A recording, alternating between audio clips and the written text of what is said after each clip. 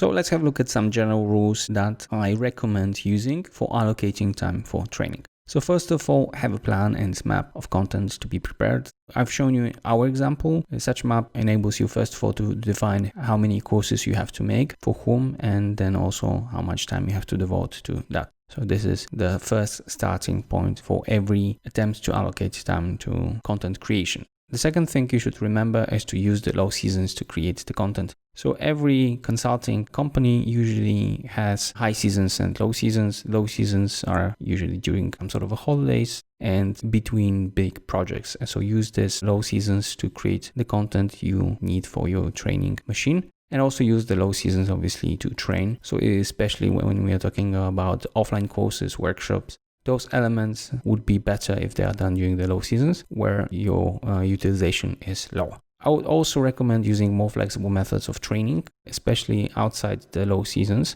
So things like online courses give you this advantage that you don't have to coordinate everybody to meet in one place. You don't have to organize the venue. They're also not that expensive. And they can be consumed in small elements. So you don't have to go through the whole training. You can just pick the things you need in the moment. I would also recommend defining the model of training. As we said, you can have a mix of different methods and they will drastically also not only influence the cost, but also the amount of time you have to devote both to content creation and also the content consumption. As we said, high seasons is where you would do a lot of projects, but it does not mean that you should altogether give up training because you will lose certain effects coming from the compounding over time. So I would still strongly advise you to do some training also in high seasons, obviously at lower pace. Another thing to remember is that you have to define how many hours you should allocate to content creation. So from the map, we will know what kind of courses and by when we have to do. And this will enable us to create the pace for content creation.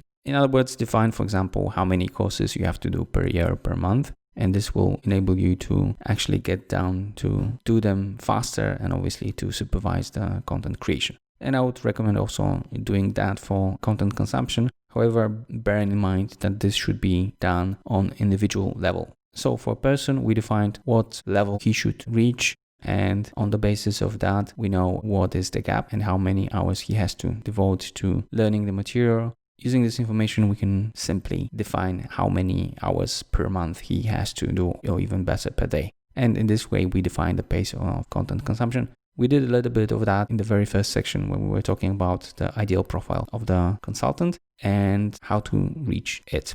So that's in short. Let's return to the case study we did previously and see how we can estimate the number of hours we have to devote both content creation and content consumption for different methods we use to train our business analysts and consultants.